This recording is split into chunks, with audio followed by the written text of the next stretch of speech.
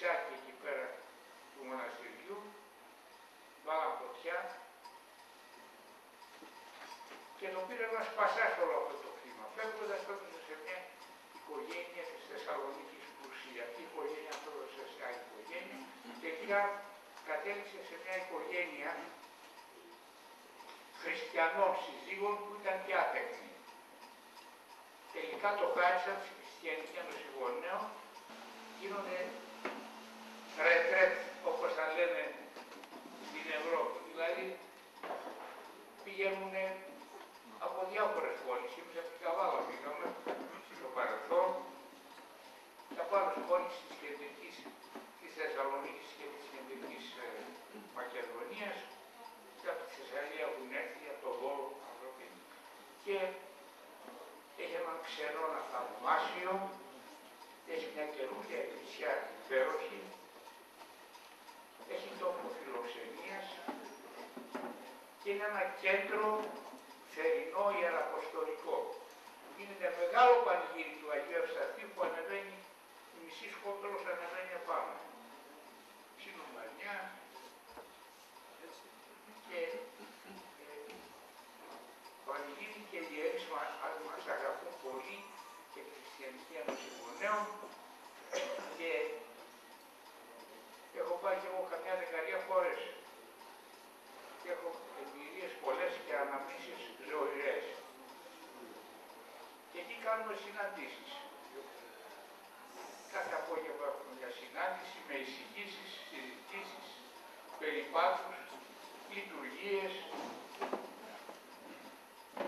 Και είναι υπέροχος τρόπος να ξεκουραστεί κανείς και να ανανεωθεί και ψυχικά και πνευματικά. Είναι πολύ, η ατμόσφαιρα πάρα πολύ ωραία. Θυμάμαι ένα καλοκαίρι ήταν ο κ. Κουτσιμπέλας, ένας καθηγητής του Πανεπιστημίου, γιατρός, και είχαμε το βιβλίο του πατρός Παϊσίου, του Αγίου Παϊσίου. Πάθηκα αρέτη στο διαβάζαμε και το κουβεντιάζαμε. Πολύ ωραίο και κάναμε και υπέροχα συμπεράσματα και με τις συζητήσεις το δείξαμε και το απομειώσαμε. Να ευχαριστήσω προκαταβολικώς τον κύριο Στέλιο γιατί ήταν και στο περασμένο τριήμερο εδώ των γυναικών. Το θέμα είναι η ουνία, ο δούριος ύπος της Καθολικής Εκκλησίας για να υποτάξει την Ορθόδοξη Εκκλησία. Αυτό είναι το θέμα. Και θα ακούσετε πράγματα που δεν τα έχετε ακούσει τώρα. Δεν λέω περισσότερα, κύριε Στέλιο, έχετε το λόγο. Σας ευχαριστούμε πάρα πολύ που για δεύτερη φορά είστε κοντά μας. Να σας χαιρετήσω και εγώ και να σας ευχαριστήσω που θα κάνετε υπομονή να με ακούσετε. Το θέμα, όπως είπαμε, είναι η Ιουνία. Μάλλον εκλήθηκα να κάνω το θέμα την Ιουνία, αλλά βλέποντας λίγο έτσι το όλο θέμα, εμείς σαν Έλληνες δεν υποφέραμε και πολύ από την Ιουνία. Περισσότερο υπέφεραν τα κράτη του Ανατολικού Μπλοκ, που λεγόταν παλιά. Και ψάχνοντας βρήκα ότι τελικά η Ιουνία ήταν ακόμα μία μέθοδος που χρησιμοποίησαν οι διάφοροι πάπες για να προσιλητήσουν τους Ορθόδοξους Χριστιανούς και να επιβληθούν στην ουσία. Και η Ιουνία σημαίνει, η λέξη σημαίνει Ιουνία σημαίνει ένωση, αλλά ένωση με τον Πάπα από πάνω του. Αυτό είναι που θέλει ο Πάπας. Και σκέφτηκα λοιπόν να παρουσιάσω και επειδή είχα κάνει και κάποιο άλλο θέμα σχετικά με τις ενέργειες των Παπών εναντίον των Ελλήνων, που ήταν και αυτή μία μέθοδος, πάτρεψα λίγο τα δύο θέματα, ίσως και αυτό έφυγε. Οπότε λοιπόν ξεκινάμε για να δούμε, στην ουσία θα δούμε δηλαδή τις μεθόδους που χρησιμοποίησαν κατά καιρούς οι Πάπες για να υποτάξουν τους Ορθοδόξους. Και ξεκινάμε με την πρώτη χιλιετία των χριστιανών, ας πούμε, να κάνει μια εισαγωγή, στην οποία δέχτηκε τα πρώτα 3 χρόνια οι χριστιανοί ξεκίνησαν με σκληρούς διωγμούς, έπαθαν πολλά, αλλά στη συνέχεια με την άνοδο του Μεγάλου Κωνσταντίνου στον χρόνο της Κωνσταντινούπολης, ο οποίος εκλήθη από τον Θεό, όπως ο Παύλος στην κλίση ούτε εξ ανθρώπων δεξάμενος, εκλήθη με το φανένα το ουρανό σημείο του Σταυρού, τον Εντού τον Νίκα, και επέβαλε την ανεξιθρησκεία σε όλο το Βυζάντιο, σε όλη την Ρωμαϊκή Αυτοκρατορία και από τότε επικράτησε ο χριστιανισμός. Και έχουμε λοιπόν ανάπτυξη του χριστιανισμού, ταυτόχρονα των γραμμάτων, των τεχνών, τα πάντα. Ξέρουμε ότι στην τότε Κωνσταντινούπολη και σε όλη την Βυζαντινή Αυτοκρατορία, το ότι την έννοια. Και μάλιστα χαρακτηρίζεται, γιατί μιλήσατε για την παγκοσμιοποίηση, θα μπορούσαμε να πούμε ότι είναι η πρώτη και μοναδική επιτυχής παγκοσμιοποίηση μέχρι σήμερα. Δυστυχώς όμως η ευθόνησε η λατινική Δύση την ελληνική Ανατολή και με πρωτοβουλία των Φράγκων του Μεγάλου Καρόλου και σύμμαχο τη Ρώμη και τους Πάπες έκανε το παν για να αφανίσει και να υποτάξει την γενή πολιτεία το χριστιανικό πολίτευμα της Κωνσταντινούπολης. Και ξεκινάει όλη η ιστορία της διασπάσεως και όλων αυτών των γεγονότων που ακολουθούν με στον 8ο αιώνα, όταν ο βασιλιάς των Φράγκων, ο Κάρλος ο Μέγας ή Καρλομάγνος όπως ονομάστηκε, με τη δύναμη των όπλων ενώνει όλους σχεδόν τους λαούς της Δυτικής Ευρώπης και φιλοδοξεί να αναδείξει μια καινούργια αυτοκρατορία, διεκδικώντας το όνομα και την έγκλη της Ρωμαϊκής Αυτοκρατορίας της Ανατολής. Αυτός είπε ότι εμείς είμαστε συνεχιστές. Η Ρώμη ήταν πάντα η πρωτεύουσα, η πρώτη, εμείς είμαστε συνεχιστές, όχι η Κωνσταντινούπολη. Για τον σκοπό αυτό, οργανώνει μεθοδευμένα τη σύγκρουση Ανατολής-Δύσεως με μια στρατηγική που περιλαμβάνει τα εξής δύο σχέδια. Πρώτον, απόρριψη της Ορθοδοξίας και δημιουργία ενός διαφορετικού χριστιανισμού που θα τονίζει την πολιτισμική ιδιαιτερότητα της νέας αυτοκρατορίας. Αυτός ο φράγκικος χριστιανισμός θεμελιώνεται στις θεολογικές διατυπώσεις του Ιερού Αποστήνου και εκφράζεται με νέες μορφές και τύπους εκκλησιαστικής πρακτικής. Βάπτισμα με ρατσισμό, υποκρατική αγαμία του κλήρου, στέρηση των λαϊκών από την κοινωνία του ποτηρίου, σύρισμα των κληρικών και άλλα. Στα πλαίσια της αντορθόδοξης τακτικής, οι Φράγκοι επίσκοποι του 794 στη Σύνοδο της Φραγκφούρτης καταδικάζουν τις αποφάσεις της 7ης Οικουμενικής Συνόδου για την τιμητική προσκύνηση των εικόνων και το 809 στη Σύνοδο του Άχεν προσθέτουν στο ιερό σύμβολο της πίστεως το φιλιόπλο. Τα δύο αυτά γεγονότα αποτελούν το πρώτο στάδιο του σχίσματος ανάμεσα στους Φράγκους κατακτητές και τους Ορθόδοξους Ρωμαίους. Και η δεύτερη πολιτική, αντελληνική πολιτική, αφού ο ελληνισμός αποτελούσε την ιστορική σάρκα της Ορθοδοξίας και συστατικό στοιχείο της Ρωμαϊκής Αυτοκρατορίας. Οι πολιτιστικά μειονεκτικοί Φράγκοι, λοιπόν, αρχίζουν να συκοφαντούν τον ελληνικό πολιτισμό ως πολιτισμό πλάνης και να αποκαλούν τους Έλληνες Γκρεκούς, προσδίδοντας όμως το αρχαίο αυτό όνομά τους κλεβαστικό περιεχόμενο. Γκρικός σημαίνει αιρετικός, απατεώνας. Στη μεθοδευμένη επίθεση των Φράγκων, η Εκκλησία της Ρώμης αγωνίζεται να μείνει πιστή στην πρωτοχριστιανική παράδοση και την ελληνική της συνέχεια, διατηρώντας εκκλησιαστική κοινωνία με όλα τα ορθόδοξα πατριαρχία της Ανατολής. Έτσι, το 1816 ο Πάπας Λέων III αρνήθηκε την προσθήκη του Φιλιόππε και για να διαφυλαχθεί αλόβητο το σύμβολο της πίστεως από τις φράγκικες παραποίησεις, διέταξε να χαρακτεί το αυθεντικό κείμενο σε αργυρές πλάκες που εντυχίστηκαν στο ναό του Αγίου Πέτρου με την επιγραφή. Αυτές εδώ τις πλάκες, εγώ ο Λέων, τις τοποθέτησα από αγάπη και διαφύλαξη της Ορθοδόξου πίστεως. Αργότερα, εκπρόσωποι του Πάπα Ιωάννου του VIII συμμετείχαν στην Σύνοδο της Κωνσταντινούπολης 879-880, η οποία για την Ορθοδοξία είναι η 8η Οικουμενική και στην οποία υπό την προεδρία του Πατριάρχου Κωνσταντινούπολου Αγίου Φωτίου του Μεγάλου καταδικάστηκαν οι φραγκικές αιρέσεις και για τις εικόνες και το φιλιόπλο. Έτσι έχουμε παράτηση περίπου για 2 αιώνες της ομόνοιας της Εκκλησίας, αλλά από τον 9ο αιώνα οι Φράγκοι, αφού εδίωξαν τους Ρωμαίους Ορθόδοξους Επισκόπους, διόρισαν τους εαυτούς τους Επισκόπους και ηγουμένους της Γαλλίας και κατέλαβαν επίσης δια της βίας το Ορθόδοξο Λατινικό Πατριαρχείο της Ρώμης και από το 1900 έως το 1046 αντικατέστησαν τους Ορθόδοξους Πάπες της Ρώμης με Φραγκολατίνους, ιδρύοντας το σημερινό παπισμό.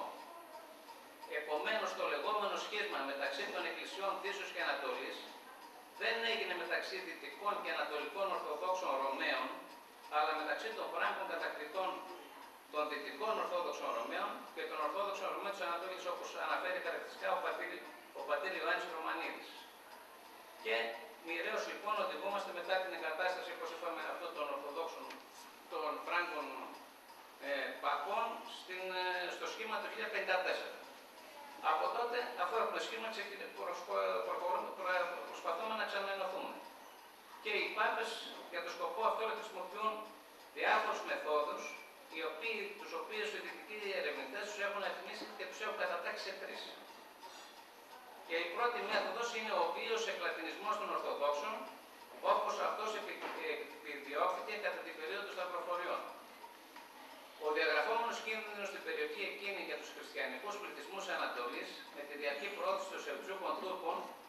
η κατάλληλη αφορμή για στρατιωτική επέμβαση του Πάπα και των δυτικών ηγεμόνων. Με το πρόσχημα της απελευθερώσεως των Αγίων Τόπων εξαπολύθηκαν οι γνωστές στραποφορίες των χριστιανών πολεμιστών, οι οποίες κατέληξαν σε φοβερές φαγές και λαιλασίες όχι μόνο των αλλοπίστων εχθρών, αλλά και των ομοπίστων χριστιανών, οι οποίοι αναγκάζονταν δια της βίας να εκλατινιστούν, να δεχθούν τις πλάνες και τις αιρέσεις των Λατίνων, τους Λατίνους επισκόπους και πατριάρχες και να αποκηρύξουν τα δόγματα και τις παραδόσεις της Ορθόδοξης Εκκλησίας, υπαγόμενοι πλέον στη δικαιοδοσία του Πάπα. Γέμισε η Ορθόδοξη Ανατολή από φραγκικά κρατήρια και Λατίνους επισκόπους και κληρικούς. Εκδιώχθηκαν ή απριστεύτηκαν ή βασανίστηκαν οι Ορθόδοξοι επίσκοποι και παπάδες. Γνωρίζουμε άραγε πολύ ότι έχουμε μάρτυρες και αγίους και ομολογητάς από αυτή τη βία και τους διωγμούς του Πάπα και των Φράγκων.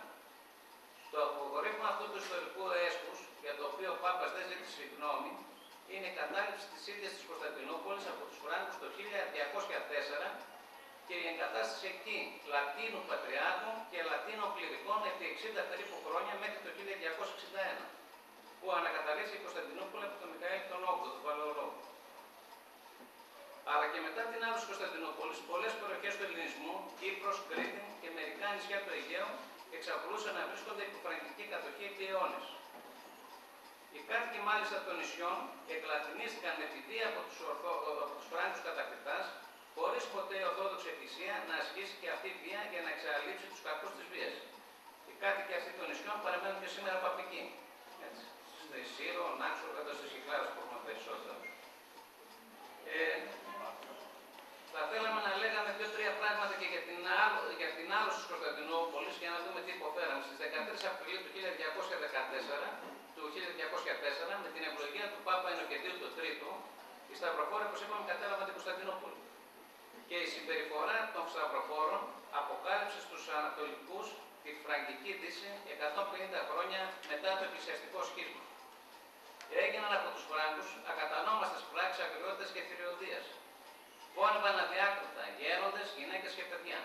Το χειρότερο, πυρπόλησαν το μεγαλύτερο μέρος της πόλης και εξαντραπώδησαν ένα τμήμα του πληθυσμού της. Σε αυτά πρέπει να προσθεθούν οι βιασμοί των γυναικών. Μόνο την πρώτη μέρα φωνεύτηκαν 7.000 κάτοικοι της πόλης. Ιδιαιτέρως δε στόχος της θηριωδίας ήταν ο κλήρος. Επίσκοποι και άλλοι κληρικοί υπέστησαν φοβερά βασανιστήρια και κατασπάζονταν με πρωτοφωνή μανία. Ο Πατριάρχης μόλις μπόρεσε, ξυπόλυτος και γυμνός να περάσει στην απέναντι ακτή. Η Κωνσταντινούπολη απογυμνώθηκε από τους σταυρούς της. Συλλήφθηκαν οι ναοί και αυτή η Αγία Σοφία, μάλιστα μέσα σε σκηνές φρίκης. Στη λαιλασία πρωτοστατούσε ο λατινικός κλήρος. Κανείς δεν φανταζόταν ότι η πόλη θα έχετε τόσο ανεκτήμητους θησαυρούς. Επί πολλά χρόνια τα δυτικά πλοία μετέφεραν θησαυρούς της στη Δυτική Ευρώπη, όπου και σήμερα κοσμούν εκκλησίες, μουσεία και ιδιωτικές συλλογές. Παραδείγματος χάρη, τα θαυμάσια 4 άλογα, έργα του αρχαίου Έλληνα Αγγλίτη Λυσίπου, που ήταν τοποθετημένος στον υπόδρομο της Κωνσταντινούπολης, μεταφέρθηκαν από Βενετούς διπόλους και από τότε κοσμούν η πρόσωψη του επιβλητικού ναού του Αγίου Μάρκα. Ένα μέρος των θησαυρών, κυρίως χειρόγραφα, καταστράφηκε. Οι περισσότερες από τις εκκλησίες της Δυτικής Ευρώπης απέκτησαν μέρος από τα ιερά λείψανα της πόλης. Το μεγαλύτερο μέρος των λειψάνων, που βρίσκονταν σε γαλλικά μοναστήρια, καταστράφηκε κατά την Γαλλική Επανάσταση. Ο Πάπας εξέφρασε την ευχαρίστησή του για το ότι η Κωνσταντινούπολη επανήλθε στη μητέρα της, την Αγία Καθολική Εκκλησία. Σε ιστορικά μαρτυρημένες επιστολές του, χαρακτήρισε το γεγονός ως μεγαλόπρεπο θαύμα και υποστήριξε ότι οι Λατίνοι υπήρξαν το όργανο της Θείας Προνοίας που τιμώρησε τους Έλληνες για την άρνησή τους να δεχτούν την ηγεσία της Ρωμαϊκής Εκκλησίας. Από τότε η πόλη δεν ξαναβρήκε την παλιά της δύναμη και η μοιραία οδηγήθηκε στην άλωσή της από τους Τούρκους. Οι ίδιοι δυτικοί ιστορικοί ομολογούν ότι η συμπεριφορά των χριστιανών κατακτητών το 1204 ήταν πολύ χειρότερη από εκείνη των Τούρκων το 1453. Οι δυτικοί κατακτητές μισούσαν περισσότερο τους εν πίστη αδελφούς τους από όσο οι μουσουλμάνοι 2 αιώνες αργότερα, σημειώνει ο Έρμιν Μπράντφορντ. Έτσι, με όλα αυτά τα γεγονότα, όπως είπαμε, με την εγκατάσταση της λατινικής ιεραρχίας, της διώξης των Ορθοδόξων κληρικών, την αρπαγή κτλ., τη της περιουσίας, τους βίους εκλατινισμούς, οι Έλληνες συνειδητοποίησαν ότι το γένος κινδύνευε περισσότερο από τους παπικούς παρά από τους Οθωμανούς. Να σημειώσουμε το καλύτερα τουρκικό φέση παρά τουρκική τιάρα και αργότερα τις διδαχές του Αγίου Κοσμά, ο ένας αντίχριστος είναι ο Πάπας, τον Πάπα να καταράστε, διότι αυτός θα είναι η αιτία. Παρόλα που η καταστροφική πορεία της ανατριωμένης δυτικής χριστιανοσύνης δεν άφηνε όμως κανένα περιθώριο συνεννοήσεως με την Ορθόδοξη Ανατολή, η νοσταλγία της πρωτοχριστιανικής ενότητας δεν έλειψε ποτέ από τις ψυχές των πιστών. Και από τον 11ο μέχρι τον 15ο αιώνα πραγματοποιήθηκαν συνολικά 13 ενωτικές προσπάθειες, χωρίς όμως να οδηγήσουν στην ενότητα. Οι βασικότεροι λόγοι αποτυχίας τους ήταν οι εξής. Η αιμονή των Λατίνων στο παπικό πρωτείο εξουσίας. Αυτοί πιστεύοντας ότι ο Ρωμαίος Ποντίφικας αποτελεί την πηγή της ενότητας και το μόνο αλάθητο κριτήριο της πίστεως, έβλεπαν πάντοτε την ενότητα ως υποταγή στον Πάπα. Αντίθετα, η Ορθόδοξη Εκκλησία θεωρούσε ως μοναδική βάση της ενότητας την κοινή πίστη στο Χριστό που είχαν πριν από το σχίσμα όλοι οι χριστιανοί σε Ανατολή και Δύση. Γι' αυτό και καλούσε τους παπικούς να επιστρέψουν στην ενιαία χριστιανική παράδοση των 8 πρώτων αιώνων. Δεύτερον, η συνεχής χρήση από τους παπικούς βίων και εντολίων μεθόδων για την καθηκόνταξη των Ορθοδόξων. Και τρίτον, η προβολή της ενότητας και από τις δύο πλευρές ως μέσο για την επίτευξη κοινωνικοπολιτικών και άλλων εγκόσμιων σκοπών. Σε μια από τις ενωτικές προσπάθειες, θα αναφέρουμε δύο για κάποιους λόγους, το 1274 στη Σύνοδο της Λιών, ο Αυτοκράτορ Μιχαήλ VIII Παλαιολόγος αποδέχτηκε τις καινοτομίες της Ρώμης και υπέγραψε την Ένωση των Εκκλησιών, προκειμένου να εξασφαλίσει την πολιτική υποστήριξη του Πάπα. Στην Κωνσταντινούπολη όμως, ο λαός αντέδρασε με σφοδρότητα και οι αγιορείτες μοναχοί άσκησαν αυστηρό έλεγχο στον Αυτοκράτορα και διέκοψαν κάθε εκκλησιαστική κοινωνία με τον λατινόφωνο Πατριάρχη Κωνσταντινούπολης Ιωάννη Βέκο. Σύντομα έφτασαν στο όρος αυτοκρατορικά στρατεύματα για να επιβάλλουν την ψευδένωση με τη βία. Άλλους από τους μοναχούς απαγχώνησαν, άλλους έσφαξαν, άλλους έπνιξαν στη θάλασσα και άλλους έκαψαν ζωντανούς. Με τη θυσία των οσιομαρτύρων αγιοριτών πατέρων και με την καθολική αντίδραση του πιστού λαού, η ψευδένωση της Ιών σύντομα ακυρώθηκε στην πράξη. Βλέπουμε λοιπόν ότι το Άγιο Όρος επεμβαίνει και μιλάει. Όπου έχει διαφορές, σήμερα κρατάμε λίγο σε ένα ερωτηματικό. Άλλη σημαντική ενωτική απόπειρα πραγματοποιήθηκε στη Σύνοδο Φεράρας Φλωρεντίας 1438-1439, λίγο πριν την άλωση από τους Τούρκους. Με τη σύνοδο αυτή οι Ορθόδοξοι αποσκοπούσαν στη βοήθεια της Δύσεως για την αναχέτηση των τουρκικών ορδών, ενώ ο Πάπας Ευγένιος ο IV απέβλεπε στην εδραίωση της θέσεώς του έναντι της μεταρρυθμιστικής αντιπαπικής συνόδου της Βασιλείας. Ύστερα από αλλεπάλληλες πιέσεις και εκβιασμούς, οι Ορθόδοξοι υπέγραψαν τον ενωτικό όρο, ο οποίος μέσα από ασαφείς φραστικές διατυπώσεις αναγνώρισε το παπικό πρωτείο και νομιμοποιούσε τους λατινικούς ενωτερισμούς, επέτρεπε όμως στην κάθε πλευρά να ακολουθεί ελεύθερα τα δικά της δόγματα και έθιμα. Το συμβιβασμό αρνήθηκε ο Άγιος Μάρκος ο Ευγενικός, επίσκοπος Εφέσου, ο οποίος με το αυστηρά ορθόδοξο ήθος του και την υψηλή θεολογική επιχειρηματολογία του είχε επιβληθεί στη συνοτική συνείδηση. Γι' αυτό και ο Πάπας, όταν πληροφορήθηκε την άρνησή του να υπογράψει, ομολόγησε: Λοιπόν, δεν κάναμε τίποτα. Και πήγαμε ουδένοπος. Είναι αυτή η κανονική φράση. Στην Ανατολή η ένωση αυτή δεν επικράτησε, γιατί ο λαός αντέδρασε και οι μεταγενέστεροι σύνοδοι την αποδοκίμασαν. Ωστόσο, στους αιώνες που ακολούθησαν, οι ενωτικές αποφάσεις της ψευδοσυνόδου προβλήθηκαν συστηματικά από τη λατινική προπαγάνδα για την πρόθεση της Ουνίας. Οπότε, από αυτή τη σύνοδο της Φεράρας Φλωρεντίας βρίσκουν πάτημα η παπική και λέει: υπογράψατε την ένωση, με τους όρους που θα πούμε που αναφέρονται στην Ουνία. Η μέθοδος τώρα αυτή, η πρώτη των ευφύων πολέμων και των εκλατινισμών, δεν είχε αποτέλεσμα, γιατί προκαλούσε το μίσος των εντόπιων πληθυσμών και έβραψε ανεπανόρθωτα την υπόθεση της ενότητας του χριστιανικού κόσμου και εγκαταλείφθηκε τελικά και υιοθετήθηκαν άλλοι μέθοδοι προσανατολισμού, ιδιότερες και αποτελεσματικότερες. Πριν υιοθετηθούν αυτοί οι μέθοδοι, έχουμε την πτώση της βασιλεύουσας. Όπως Όπως είπαμε προηγουμένως, οι Βυζαντινοί, αποδυναμωμένοι από τα αδελφικά μαχαιρώματα των πιστών του Χριστού, των Σταυροφόρων, δεν είχαν πια τις δυνάμεις να αντισταθούν στις ισόδιες επιδρομές των οπαδών του Αλάχ. Ο ηρωικός αυτοκράτορας μας Κωνσταντίνος ο 11ος ο Παλαιολόγος, στις τραγικότατες αυτές στιγμές, ζητούσε απεγνωσμένα βοήθεια από τον εκλειστό αδελφό Πάπα Ρώμης Νικόλαο V. Και η στάση του Πάπα έγραφε στις 27 Ιανουαρίου του 1451.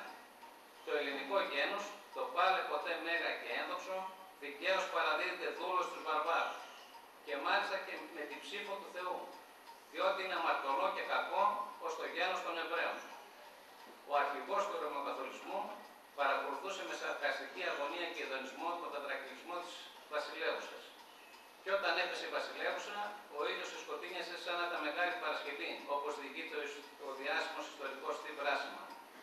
Στις ζωφερές αυτές στιγμές, ο Πάπας Νικόλαος ο V δήλωνε περί χάρις: αν είχαμε νικήσει 10 φορές τους Τούρκους, δεν θα χαιρόμουν τόσο πολύ όσο χάρηκα τώρα που καταστράφηκαν οι σχηματικοί.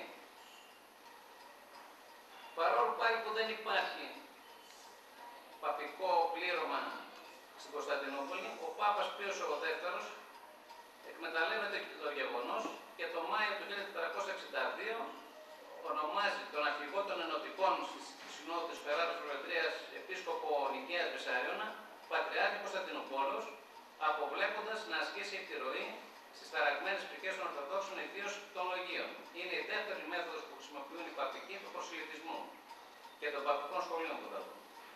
Και στις 27 Μαΐου, για να δούμε τι έκανε ο Πατριάρχης ο Βυσσάριων, αποστέλει τη μαντορική εγκύκλιο, τη γνωστή με τον τίτλο Επιστολή Καθολική, προς όλους τους χριστιανούς όσοι πάγονται στη δικαιοδοσία του Πατριαρχείου Κωνσταντινούπολης. Εξετάζοντας αυτή την εγκύκλιο την πτώση του Βυζαντίου, δέχεται ως κύρια αιτία την εκτροπή της πίστης από την αλήθεια και την απομάκρυνση των Ορθοδόξων από τα ορθά δόγματα της Καθολικής Εκκλησίας.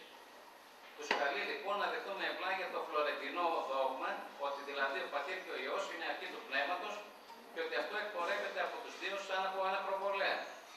Αφού τους ομιλεί για τις αγρυπνίες και τις εσωτερικές του ανησυχίες που τον βασάνισαν, ώσπου στο τέλος να πιστεί και ο ίδιος επάνω στο ζήτημα αυτό, τους παρακινεί να έρθουν ως κεφαλή και άρχοντα της Εκκλησίας των Πάπα, να τον ακολουθούν επειδή τους οδηγεί στον δρόμο προς την αιώνια ζωή. Κηρύσσει δηλαδή την ένωση των Εκκλησιών, την Ουνία, με βάση την αναγνώριση του Πάπα ως αρχηγού της Χριστιανικής Εκκλησίας, χωρίς όμως να καταργεί τα ήθη και έθιμα τη λατρεία των Ορθοδόξων.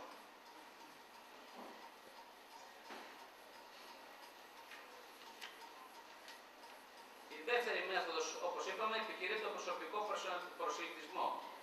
Φαινομενικά όμως χωρίς καταναγκασμό και με ελευθερία. Στην πραγματικότητα όμως, με έντεχνη εκμετάλλευση της φτώχειας και της έμφυτης ανάγκης για άνοδο και κοινωνική καταξίωση. Η έμεση προβολή των πλεονεκτημάτων της μορφώσεως, του υψηλού επίπεδου, της ευγενίας, του πλούτου και της ευημερίας των δυτικών, κυρίως μέσω των σχολείων στα οποία φοιτούσαν και φοιτούν ορθόδοξοι νέοι, ή μέσω των διευκολύσεων στις φτωχές και ταλαιπωρημένες οικογένειες, οδηγεί σταδιακά στον εκλατινισμό αρκετών Ορθοδόξων. Έχουμε πολλούς αποστάτες της Ορθοδοξίας στον παπισμό με αυτή τη μέθοδο του προσωπικού προσελκυσμού, ιδίως κατά τα δύσκολα χρόνια της τροποκρατίας. Στην περίοδο αυτή φεύγουν από τη Δύση οι Ιησουίτες, τα τάγματα Ιησουητών μοναχών, Δομινικανών μοναχών, Αζαριστών και άλλων μοναχών με τέτοια ονόματα, Καπουκίνων, οι οποίοι εξαπλώνται σε όλη την Οθωμανική Αυτοκρατορία. Έχουν σαν στόχο να βρουν όλα τα παλιά θεολογικά χειρόγραφα και να τα αποσύρουν, για να μην υπάρχει τίποτα. Εγκαθίστανται, όπως είπαμε, στο Πέρα, στοιχείο όπως βλέπω εδώ, ακόμα και στο Άγιο Όρος. Επίσης, Κωνσταντινούπολη, Κύπρο, Χίο, Κυκλάδες, Σμύρνη.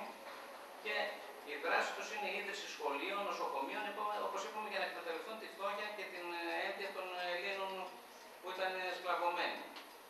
Επίσης, το 1571, ο Πάπας Γρηγόριος ο 1577, ο Πάπας Γρηγόριος ο 13ος ίδρυσε στη Ρώμη το Ελληνικό Κολέγιο του Αγίου Αθανασίου, θεωρητική σχολή για την κατάρτιση των στελεχών της Ουνίας, που θα ανελάμβαναν δραστηριότητες στις ελληνόφωνες περιοχές της Οθωμανικής Αυτοκρατορίας και των ενετοκρατούμενων περιοχών.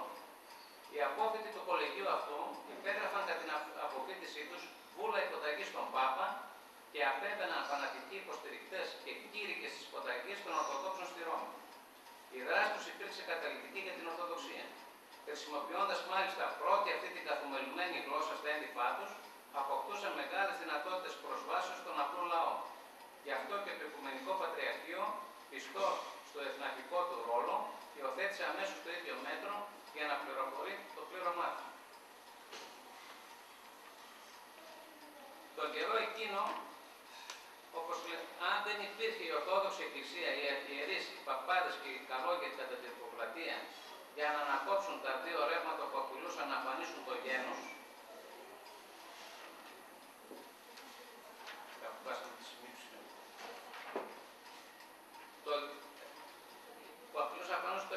τους εκλατινισμούς από τη μια πλευρά και τους εξασιανισμούς από την άλλη, Ελλάδα και Έλληνες δεν θα υπήρχαν σήμερα για να μπορούν να πολιτεύονται και να εξουσιάζουν και να προδίδουν μερικοί ανιστόρητοι και αποστάτες πολιτικοί. Θα αναφέρω λίγο 4-5 κληρικούς οι οποίοι έπαιξαν σημαντικό ρόλο, καταλυτικό ρόλο στο να διατηρηθούμε ορθόδοξοι.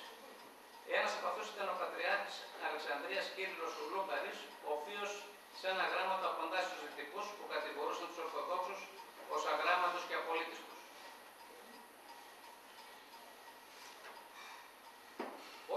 Όσο πως δεν έχουμε σοφία και μαθήματα, αλήθεια είναι. Αμίας μετρήσουν δύο πράγματα οι Λατίνοι. Πρώτον, ότι τον καιρό των παλαιών, όσο η σοφία πολιτεύεται στην Ελλάδα, τους Λατίνους, οι Έλληνες είχαν πρώτον, ότι τον καιρό των παλαιών, όσο η σοφία πολιτεύεται στην Ελλάδα, τους Λατίνους οι Έλληνες είχαν διαβαρβάρους. Και τώρα, αν ευαρβαρώθημεν εμείς και εκείνοι σοφίστηκαν, παράδοξο δεν είναι. Η πτωχία και η αφαίρεση της βασιλείας μας το έκανε. Δεύτερον, ας λογιάσουν ότι αν δεν έχουμε σοφία εξωτέρα, έχουμε χάρη του Χριστού, σοφία εσωτέρα και πνευματική, η οποία στολίζει την ορθόδοξο μας πίστη και εις τούτο πάντοτε είναι τα ανώτερη από τους Λατίνους, εις τους σκόπους και στα σκληραγωγίας, και να σηκώνουμε το σταυρό μας και να χύνουμε το αίμα μας για την πίστη και την αγάπη προς τον Κύριο ημών Ιησού Χριστόν. Αν είχε βασιλεύσει ο Τούρκος στη Φραγκία 10 χρόνους, χριστιανούς εκεί δεν θα έβρισκες. Και στην Ελλάδα τώρα 200 χρόνους ευρίσκεται και κακοπαθούσαν οι άνθρωποι και βασανίζονται, διαναστεύουν στην πίστη των και λάμπει η φύση στο Χριστού και το μυστήριο της ευσεβίας, και εσείς που λέτε ότι δεν έχουμε σοφία, τη σοφία σου δεν ήθελω εμπρός στο σταυρό του Χριστού. Κάλλιο είναι να έχει την άσκεπτα δύο. Δεν το αρνούμε. Πλην από τα δύο, το σταυρό του Χριστού προτιμώ. Κοντά στον κύριο Λουρούκαρη θα αναφέρω ακόμα τον Γαβρίλ Σεφύρο, τον Μάξιμο Μαργούνιο επίσκοπο Κηφύρων, ο οποίος μεταξύ άλλων τόνισε ότι η Ρώμη δεν υπήρξε ποτέ φίλη των Ελλήνων, μα και αν κάποτε υπήρξε, η φιλία δεν κράτησε πολύ. Τον Μητροφάνη Κρητόπουλο, τον Ιωάννη Καρδιοφίλη, τους Κολυβάδες, Αγίους όπως ονομάστηκαν, τον Νικόδημο τον Αγιορείτη, τον Μακάριο τον Οταρά και τον Αθανάσιο Πάριο, ο οποίος έγραψε 3 αντιλατινικά έργα το καιρό εκείνο, ο Αντίπαπας, Ουρανό Χρήση και ο Παλαμάς εκείνος, και τέλος τον Άγιο Κοσμά τον Ετωλό, ο οποίος ως γνωστόν γύριζε όλη τη σκλαβωμένη πατρίδα μας και έκτιζε και ίδρυε εκκλησίες. Ας δούμε και τι έλεγε ο Άγιος Κοσμάς ο Ετωλός για το όλο θέμα. Έστειλε ο Θεός τον Άγιο Κωνσταντίνο και εστερέωσε βασίλειο χριστιανικό. Και το είχα χριστιανεί το βασίλειο 1150 χρόνους. Ύστερα το εσήκωσε ο Θεός το βασίλειο από τους χριστιανούς και ήθελε τον Τούρκο μέσα από την Ανατολή και το έδωκε δικό μας καλό.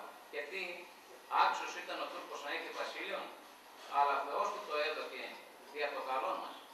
Και γιατί δεν ήφερε ο Θεός άλλον βασιλέα, όπου ήταν τόσο αργάτα βασίλεια, εδώ κοντά να τους τα δώσει, μόνο ήφερε τον Τούρκο μέταστε από την πόκκινη μιλιά και του το εκάρισε, διότι ήξερε ο Θεός πως τα άλλα ρηγάτα μας βλάπτουν στην πίστη και ο Τούρκος δεν μας βλάπτει. Άσπαλα δώσ' του και καπαλίκευσέ τον από το κεφάλι και για να μην κολλαστούμε το έδωκε. Και η μέθοδος αυτή του προσωπικού προσωπισμού δεν είχε πολλά κέρδη για τον παπισμό. Μερικές δεκάδες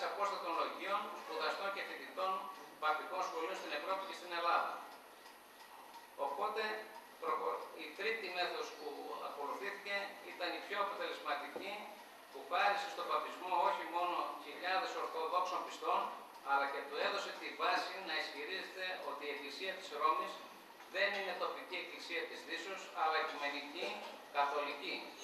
Έχει και στην Ανατολή πιστούς και αναπνέει με δύο πνεύμονες, την Ανατολή και τη Δύση. Είναι υπερλάλητη μέθοδος της Ουνίας, η οποία και σήμερα προκαλεί εμπόδια στην προσέγγιση Ανατολής και Δύσεως.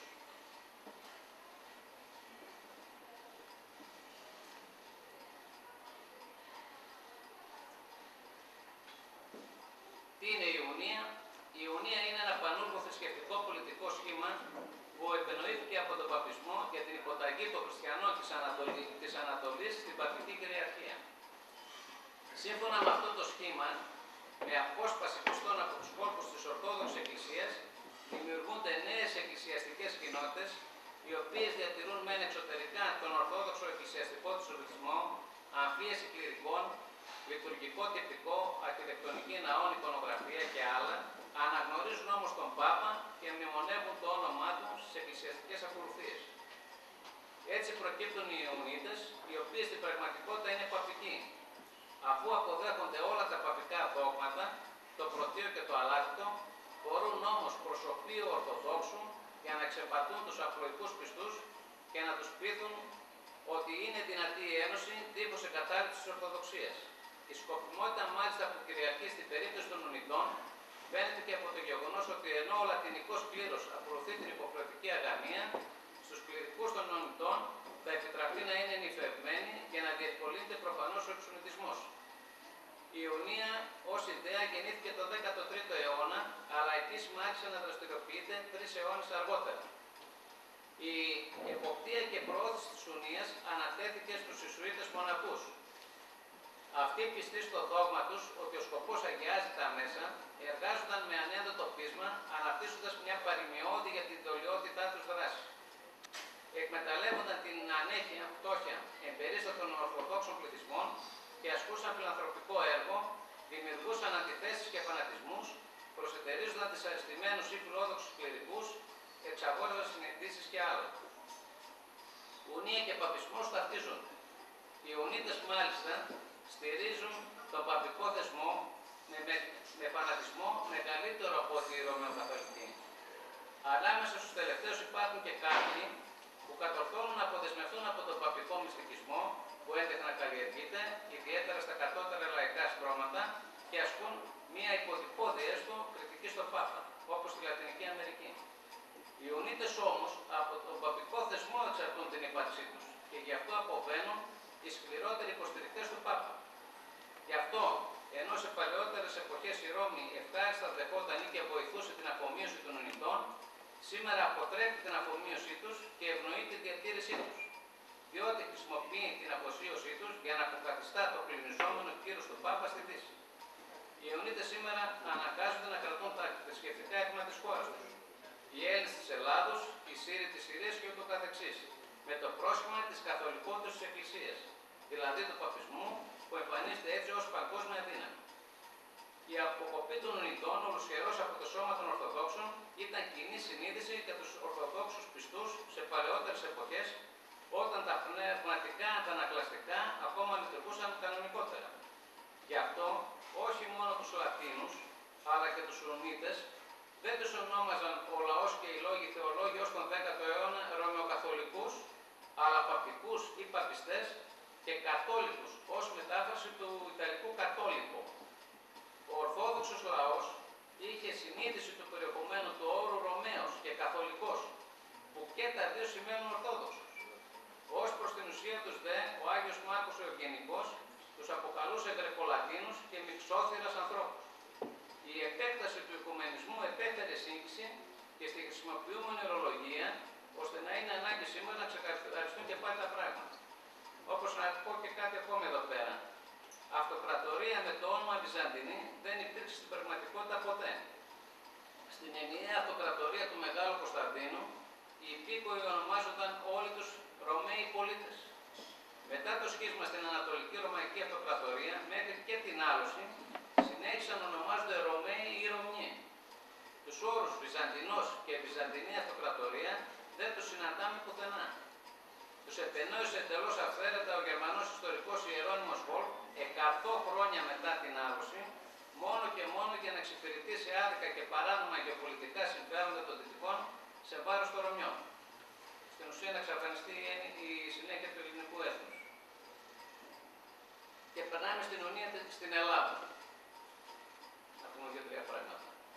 Η Οθωμανική κυβέρνηση αναγκάζεται από τις δυτικές κυβερνήσεις να υπογράψει μερικές μεταρρυθμίσεις, οι οποίες ευνοούν να δράσουν οι ξένες προπαγάνδες. Τότε ακριβώς, αυτά γίνονται μεταξύ 1839 και 1856. Τότε ακριβώς διεισδύει η Παπική Εκκλησία με το προσωπείο της Ιωνίας πρώτα στη Κυρκή το 1859 και στα Γιαννησά το 1862, ιδρύοντας με φυρμάνι το μικρό ονητικό ναό του Αγίου Πέτρου, που αργότερα ονομάστηκε Πέτρο και Παύλο. Και οι Έλληνες Ορθόδοξοι όμως, εκμεταλλευόμενοι το ίδιο φυρμάνι, πρόλαβαν και ίδρυσαν τον ναό της Κοιμήσεως της Θεοτόκου, που εξακολουθεί και σήμερα η Μητρόπολη των Γεννησών. Η τακτική την οποία ακολουθεί η καθολική προπαγάνδα είναι και εδώ ίδια. Πρώτα συκοφαντεί το Ορθόδοξο Πατριαρχείο, το Μητροπολίτη και το πλοίο της περιοχής για να προλιάνει το έδαφος και μετά χορηγεί άφθονο παπικό χρήμα και δίνει υποσχέσεις για να προσελκύσει στην Ουνία Ορθοδόξους του Γιουμπρά Μαχαλά, του Γύφτικου Μαχαλά, που ήταν από τους απλούστερους και οικονομικά ασθενέστερους. Κέντρο της καθολικής ουνητικής προπαγάνδας είναι το καθολικό τάγμα των Λαζαριστών, το οποίο εδρεύει στη Θεσσαλονίκη. Από το 18ο αιώνα και η μονή των Λαζαριστών, για όσους ξέρουν στην Σταυρόπολη που βρίσκεται, υπάρχει και τώρα μετατράπηκε σε πολιτιστικό κέντρο.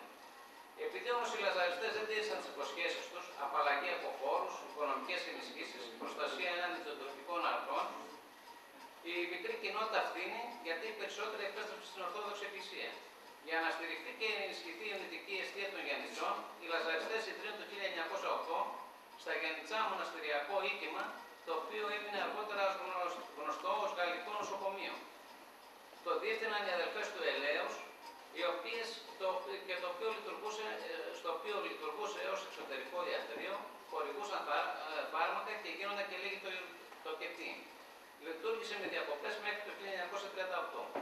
Από τα έγγραφα που αναφέρονται στη διείσδυση της Καθολικής Εκκλησίας με το προσωπείο της Ιωνίας στα Γιαννησά το 1862, κάνει εντύπωση ο χαρακτηρισμός της από τότε ως προσιλητομανούς, ενώ από τα έγγραφα του ελληνικού προξενείου Θεσσαλονίκης προκύπτει η φιλοβουλγαρική πολιτική των καθολικών παύλων ονητών στα Γιαννησά την περίοδο του Μακεδονικού Αγώνα.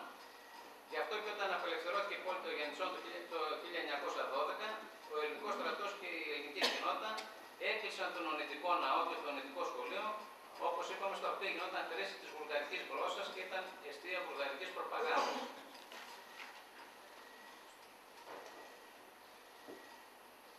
Στην κυρίως Ελλάδα έχουμε την εμφάνιση ουνητών γύρω στο 1907. Τότε εμφανίστηκε κάποιος Γιώργος Καλαβαζής, ο οποίος ήταν γεννημένος στη Σύρο από παπικούς γονείς, σπούδασε στο ονητικό σχολείο, στο κολέγιο της Ρώμης και εστάλθηκε στην Κωνσταντινούπολη. Βέβαια, τον κίνδυνο της Ουνίας τον είχαν επισημάνει από παλαιότερα οι εκκλησιαστικοί ηγέτες και μάλιστα το 1722 συνεκλήθη Πανορθόδοξο Σύνοδος στην Κωνσταντινούπολη, στην οποία έλαβαν μέρος οι Πατριάρχες Κωνσταντινούπολης, Ιερεμίας, Αντιοχίας, Αθανάσιος και Ιερουσαλήμου Χρύσανθος, η οποία με σχετική εγκύκλιο προς το Ορθόδοξο πείρωμα καταδίκασε την Ουνία και επεσήμανε τους κινδύνους που περιέγγειλε η δράση της στην Ανατολή. Σε ανάλογη ενέργεια προέβη και ο Οικουμενικός Πατριάρχης Γρηγόριος ο Έκτος το 1838, φανερώνοντας έτσι το συνεχιζόμενο ονητικό κίνδυνο. Η Πατριαρχική Εγκύκλειος τους αποκαλεί προβατόσχημους λύκους, δολίους και απατεώνας, στυλιτεύοντας τη σκοτεινή τους δράση, κυρίως στη Συρία, Αίγυπτο και Παλαιστίνη. Μετά τον Τριμαϊκό Πόλεμο αρχίζει η κρίση των ονητών στη Βουλγαρία, επαρχία της Ρωμαϊκής Αθηναρχίας τότε, και μια κίνηση που παράλληλα με άλλους παράγοντες, πανσλαβισμό, οδήγησε στο βουλγαρικό σχίσμα του 1870 και τη βουλγαρική εξαρχία του 1872. Αλλά και το 1887 το Οικουμενικό Πατριαρχείο με νέα εγκύκλιο στυλίτευσε την παράνομη δράση των ονητών. Και όπως είπαμε, στην κυρίως Ελλάδα, η Ιερά Σύνοδος υπό τον Αρχιεπίσκοπο Αθηνών Θεόφιλο I εξέδωσε εγκύκλιο το 1903, επισημαίνοντας τον κίνδυνο από την εμφάνιση πρακτόρων της Ουνίας στον ελληνικό χώρο. Ως το 1922 δεν μπόρεσε να οργανωθεί η Ουνητική προπαγάνδα στην Ελλάδα. Τον Αύγουστο του 1922 όμως, μετά την Μικρασιατική καταστροφή, ο Γεώργιος Καλαβαζής, που ήταν ο πρώτος Ουνίτης Έλληνας, μετέφερε το κέντρο της δράσεώς του από την Κωνσταντινούπολη στην Αθήνα, εγκαθιστώντας το σχολείο του στο Ηράκλειο των Αθηνών και το τάγμα των Καλογριών στην Άξο. Είχε κάνει και τάγμα Καλογριών στην Κωνσταντινούπολη.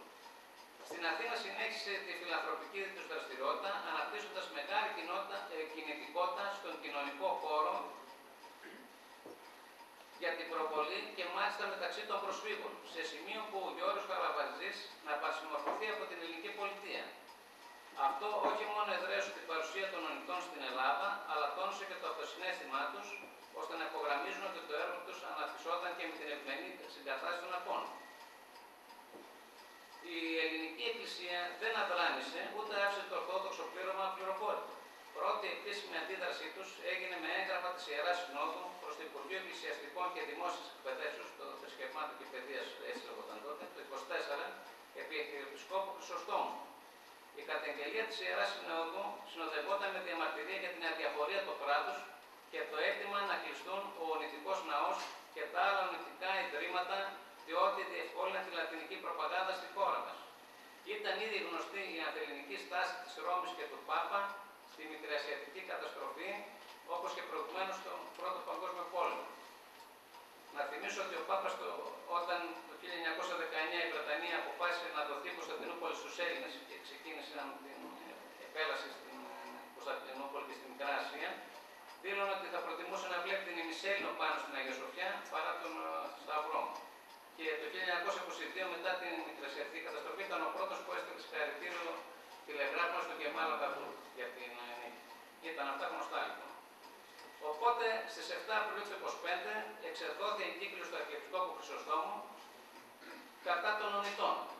Είχαμε αλληλογραφίες μεταξύ των δύο ανδρών του Καλαβάζη και του Αρχιεπισκόπου Χρυσοστόμου, στην οποία ο Αθηνών Χρυσόστομος ανέλυε με δύναμη και παρουσία το ουνητικό πρόβλημα στην Ελλάδα και τον κίνδυνο πνευματικό και πολιτικό του ελληνικού λαού.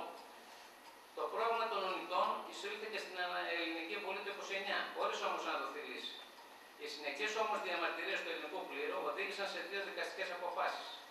Πρόκειται για απολέγματα του Εφετείου Αθηνών 1930 και του Αρείου Πάγου το 1931, που επέβαλαν στους Ουνίτες την απαγόρευση να αφορούν το εξωτερικό έννοημα των Ορθόδοξων κληρικών της χώρας για να αποφεύγεται η επιδιωκόμενη από τους Ουνίτες σύγχυσή τους με τον Ορθόδοξο λαό.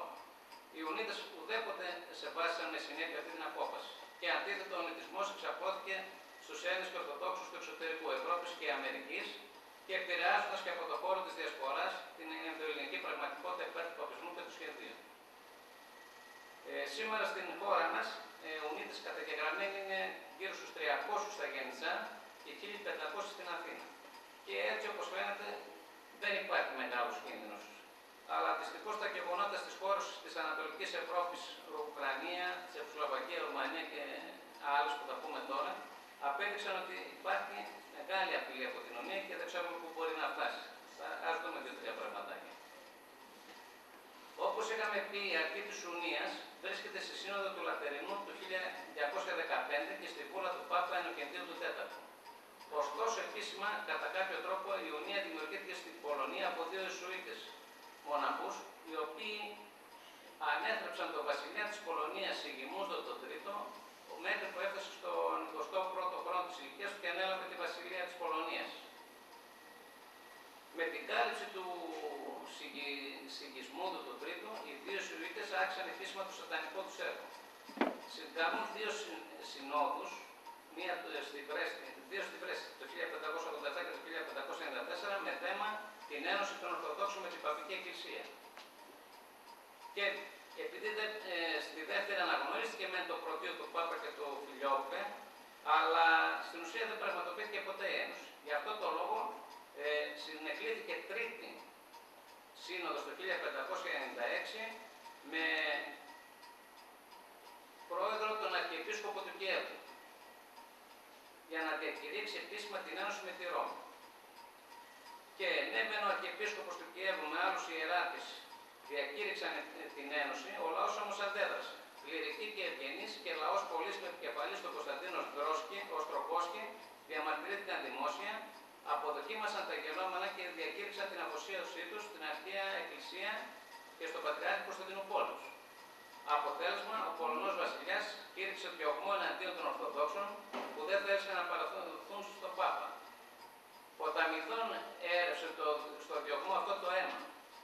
Ο αντιπρόσωπος του Πατριαρχείου Κωνσταντινούπολης, Αρχιμανδρίτης Νικηφόρος, συνελήφθηκε και κλείστηκε στις φυλακές, όπου και πέθανε από την πείνα. Ο αντιπρόσωπος του Πατριαρχείου Αλεξανδρίας στην Πολωνία, Κύριος Λούκαρης, που τον είδαμε μετέπειτα Πατριάρχης, μόλις του κατόρθωσε να δραπετεύσει και να αποφύγει έτσι τη φυλάκιση και το θάνατο. Σε αυτό λοιπόν το διωγμό, το πρώτο διωγμό που κήρυξε ο Σιγισμούντος, με την υποκίνηση των Νοητών, άλλοι Ορθόδοξοι επωνέθηκαν, άλλοι εξορίστηκαν και άλλοι κακοποιήθηκαν.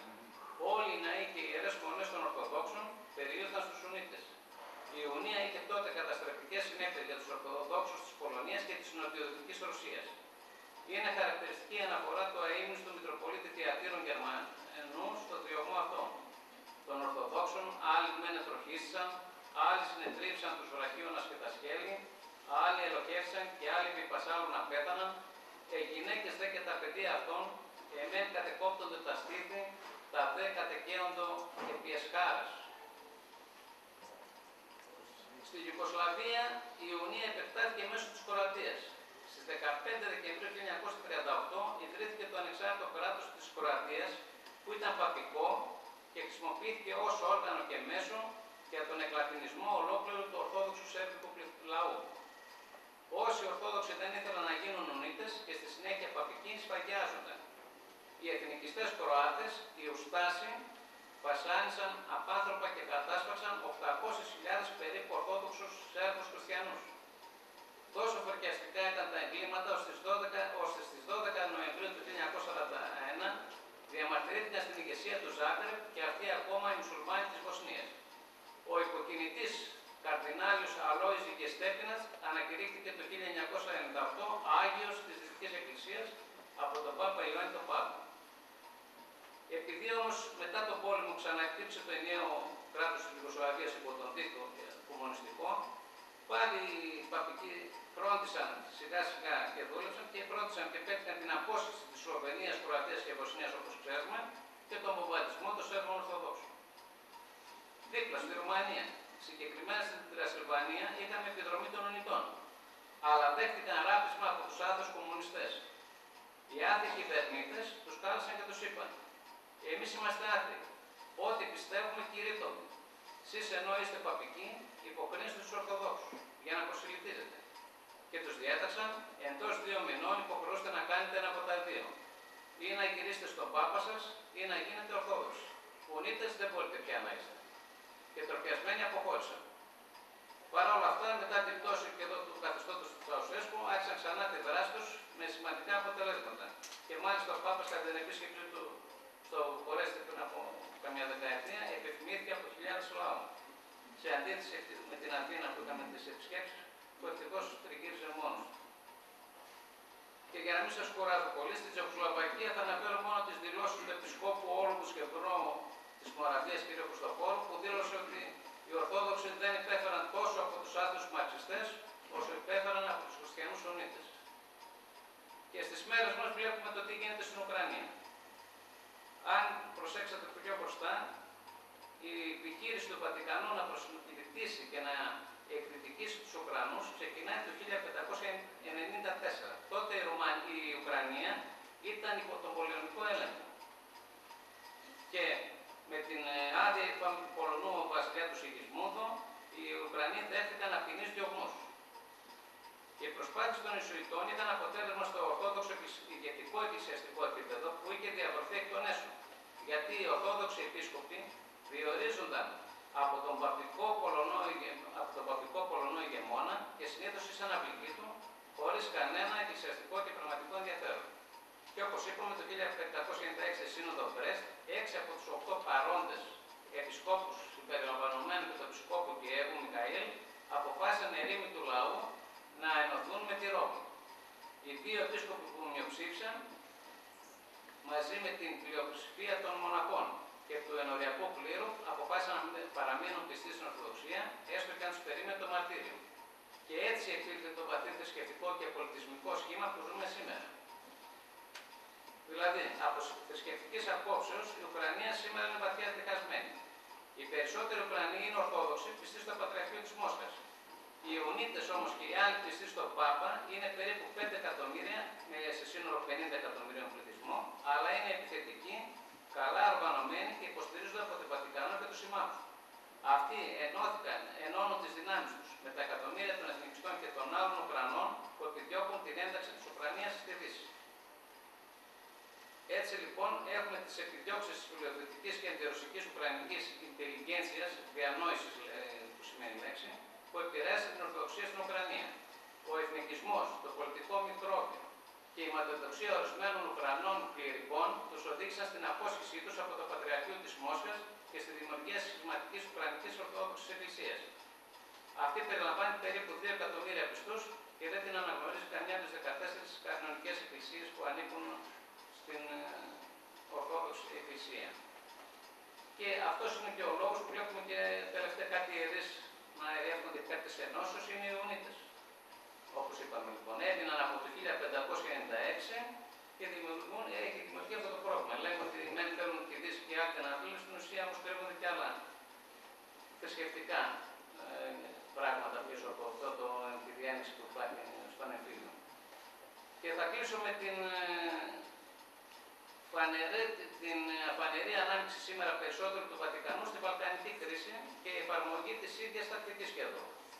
Το παπικό στοιχείο και η Ιωνία αναλαμβάνουν τη διεκπαιρέωση των εντολών του Πάπα, ο οποίος έχει έτοιμες σουνητικές λύσεις για τις περιοχές αυτές και μάλιστα για την ψευδόνυμη Μακεδονία, ενεργώντας και για μια ακόμη φορά ύπουλα και προδοτικά έναντι του ελληνισμού, το οποίο τα δίκαια υπονομεύει. Έχει γίνει μάλιστα γνωστό ότι ο Πάπας ενεργεί για την ουνητοποίηση της ιεραρχίας των Σκοπίων, έχοντας δώσει και την υπόσχεση αναδείξεως της Εκκλησίας των Σκοπίων σε Πατριαρχείο. Η σχεδιαζόμενη αυτή αναβάθμιση της Εκκλησίας των Σκοπίων θα είναι άμεση πρόκληση και επίθεση εναντίον της Εκκλησίας της Ελλάδος, της Βουλγαρίας και της Σερβίας. Τα δε Σκόπια θα σπεύσουν να εκμεταλλευτούν το γεγονός για τη διεκδίκηση των πολιτικών στόχων τους σε βάρος κυρίως της χώρας μας, με τη συρρίκνωση της οποίας ουσιαστικά επιδιώκουν. Και έτσι ο Πάπας και το Βατικανό αποκαλύπτουν για μια ακόμη φορά τον διατηρούμενο ανθεληνισμό τους, που κατά καιρούς δοθείς της ευκαιρίας εκδηλώνεται με ανερετρίαστη προκλητικότητα. Για παράδειγμα, το 86 που κυκλοφορείται το ανεξάρτητο κράτος των Σκοπίων, το Βατικανό μεθοδεύει απροκάλυπτα την αντιληπτική του πολιτική. Οργανώνει έκθεση ορθοδόξων ελληνικών εικόνων, τις οποίες προβάλλει ως μακεδονική τέχνη. Εικόνει τις παπικές εγκλήους και στην ψευδεπίγραφη μακεδονική γλώσσα, ενώ στην ίδια διάλεκτο απαγγέλει τις ευχές του από τον Άγιο Πέτρο και ο Πάπας. Κλείνοντας, να αναφέρουμε τους κινδύνους που έχουμε από την Ουνία και οι οποίοι συνοψίζονται σε 3 γεγονότα. Ένα, είπαμε ότι οι Ιουνίτες χαρακτηρίζονται σαν οι γεννήτσερες.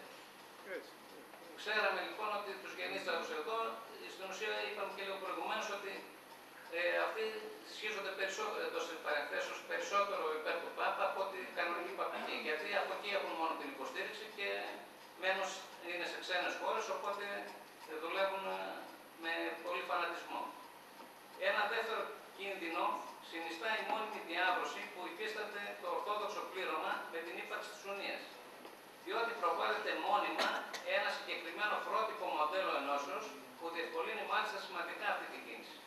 Και είναι η Ουνία. Το Βατικανό έχει λόγο να υπάρχει Ουνία και διότι μπορεί να τη χρησιμοποιήσει στις πολιτικο-οικονομικές του επιδιώξεις, όπως το κάνει ήδη στις χώρες της Ανατολικής Ευρώπης, αλλά κυρίως διότι υπάρχει ένα ορατό πρότυπο ενώσεως των Ορθοδόξων με τον Παπισμό, που δημιουργεί την εντύπωση ότι η ένωση γίνεται χωρίς εγκατάλειψη της Ορθοδοξίας.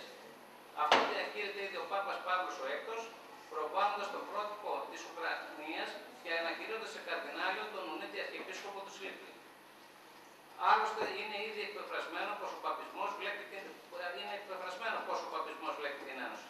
Το Βατικανό δεν θέλει η ένωση εν τη αληθεία της προφητικής, αποστολικής και πατερικής παραδόσεως, αλλά αμοιβαία αναγνώριση. Ενεργώντας ως κράτος, έχει χάσει κάθε ευαισθησία στα θέματα πίστος παρά τις αντίθετες διακηρύξεις των θεολόγων. Και η τρίτη όψη, η σημαντικότερη, που που γίνεται όμως αισθητή όπου το ορθόδοξο φρόνημα είναι υγιές και ακμαίο, είναι η πνευματική σωτηριολογική. Η ιουνία υπάρχει για να οδηγεί στην άμεση ή έμεση αναγνώριση και αποδοχή του παπισμού, της σημαντικότερης αλωτρίωσης του χριστιανισμού όλων των αιώνων. Όταν ο αείμνηστος πατήρ Ιωστίνης Πόποδης ταύτιζε την ιστορική πτώση του Πάπα παπισμού με τις πτώσεις του Αδάμ και του Ιούδα, ήθελε ακριβώς αυτή την αλήθεια να τονίσει. Την πλήρη αποχριστιανοποίηση του παπισμού ως καταξιώσεως της απολυταρχίας και του ολοκληρωτισμού. Από τα παραπάνω νομίζω γίνεται κατανοητό πού μπορεί να οδηγήσει η αποδοχή της Ιουνίας ως μεθόδου ενώσεως με τον παπισμό. Χάρεται κάθε αυτοτέλεια και ελευθερία για τους Ορθοδόξους και συνεπώς και η δυνατότητα να βοηθηθεί μέσω του διαλόγου ο δυτικός χριστιανισμός και ο δυτικός χριστιανισμός να επανακαλύψει τις λησμονισμένες ορθόδοξες προϋποθέσεις, το χαμένο ορθόδοξο παρελθόν. Αυτός και μόνο μπορεί να είναι από ορθοδόξου πλευράς ο σκοπός του θεολογικού διαλόγου και ποτέ η αμοιβαία αναγνώριση. Άλλωστε, ποια αναγνώριση χρειάζεται η Ορθοδοξία από τον αντιχριστιανικό παπισμό? Είναι σαν να ζητούσε ο Χριστός αναγνώριση από τον Βελία. Η Ιουνία αντίθετα συντελεί στη διατήρηση της παπτικής αλωτριώσεως και στην προβολή του παπισμού ως της αυθεντικής εκκλησίας με την οποία οφείλουμε όλοι να ενωθούμε για τη σωτηρία μας. Αποβαίνει έτσι διπλά βλαπτική. Πρώτα για τη μη λατινική χριστιανοσύνη, διότι την οδηγεί σε πνευματικό αδιέξοδο, και δεύτερον για την ίδια τη λατινική χριστιανοσύνη,